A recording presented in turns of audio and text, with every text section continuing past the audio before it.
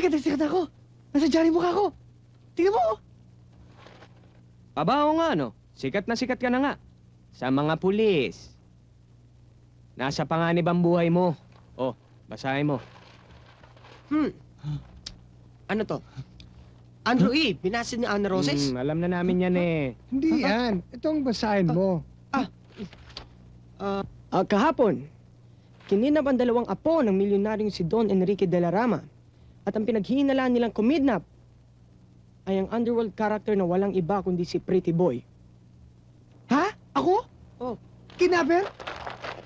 Sinasabi ko na nga ba eh. Kaya ayoko sumama sa inyo nung una pa eh. Alam ko mangyayari to eh. Babalik na nga lang ako sa Baguio. Magtatalim na ako ng karot. Hindi ho ako naniniwalang magagawa ni Pretty Boy ang ganitong klaseng krimen. Siya nga naman, sir. Paano niyong masasabing hindi kasangkot si Pretty Boy dyan? Samantalang sa lahat ng pahayagan ay nakalagay na siya lamang ang huling kasama ng mga batang yan. Bago sila nawala. Sir, baka nakakalimutan yung matagal na naming sinusubaybayan si Pretty Boy. Kaya we know him well. Oo nga naman, sir. Kahit ganun si Pretty Boy, labag sa kalooban niya ang kidnapping.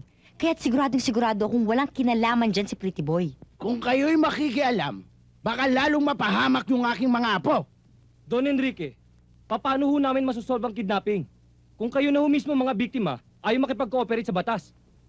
Don Enrique, kailangan namin ng inyong pakikisa. Makipagtulungan naman ho kayo sa amin. Kaya nga ho, Don Enrique, huwag na kayong mag-alala dahil lahat gagawin namin para maibalik ang mga apo niyo sa inyo.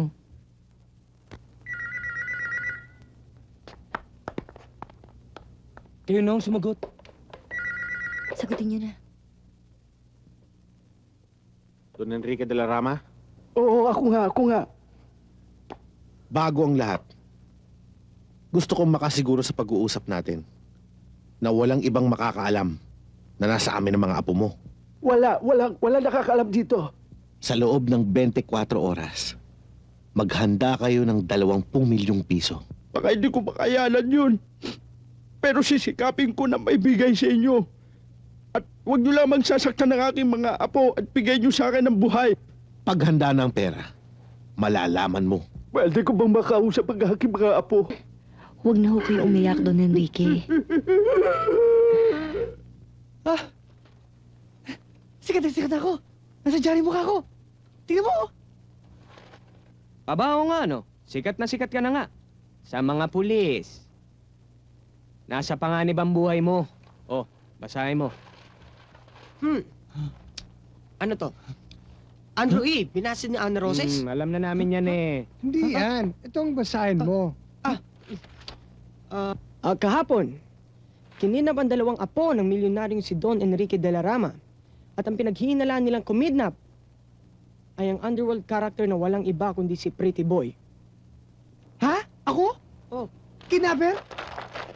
Sinasabi ko na nga ba eh. Kaya ayoko sumama sa inyo nung una pa eh. Alam ko mangyayari to eh. Babalik na nga lang ako sa Baguio. Magtatalim na ako ng karot. Paano mga bata? Nasa panganib ang mga buhay nila. Oo nga ano. Kung ako nga eh. Sandali ko palang nakasama yung mga bata. Pero kahit papano, napamahal na rin sila sa akin. Ewan ko sa'yo. Napamahal naman din sila sa akin eh. Pero, paano na ako? Ayoko niyan eh. Basta, bahala na nga kayo. Bahala ka rin sa buhay mo!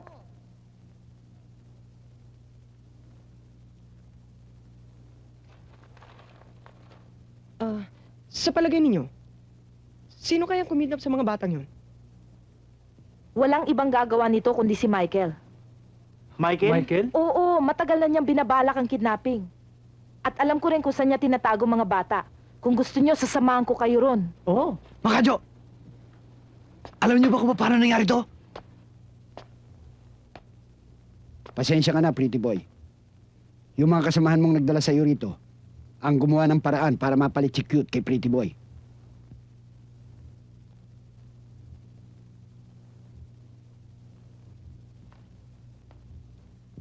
Kailangan pauwiin ko ang pangalan ko.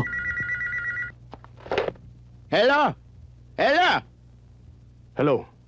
Don Enrique de la Rama? Oo, ako nga. Ikaw, sino ka ba? Hindi na importante kung sino ako. Nakahanda na ba ang 20 milyong piso? Aba, oo, nakahanda na. Nandito sa tabi ko. Muy bien, muy bien! Ngayon, makinig kayong mabuti sa sasabihin ko sa inyo.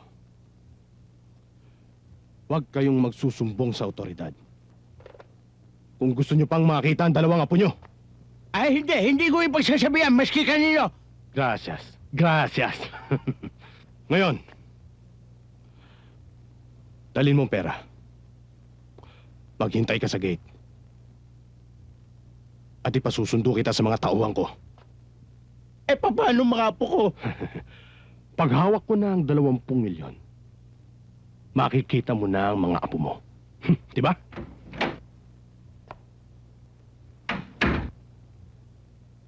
Ate, sino yung kausap mo?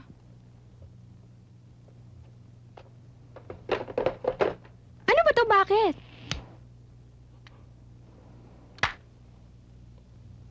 May nakakarinig sa atin. Huwag kang mag-alala. Extension lang yon sa kwarto ng mga apo ko. Hoy!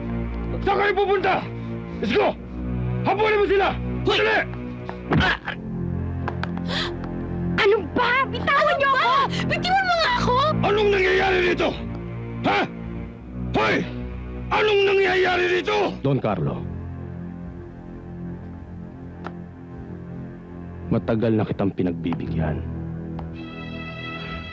Kalabisan ka na sa organisasyon. Kung hindi lang kay Pretty Boy, Todas Los Santos ka na. Traidor! Judas!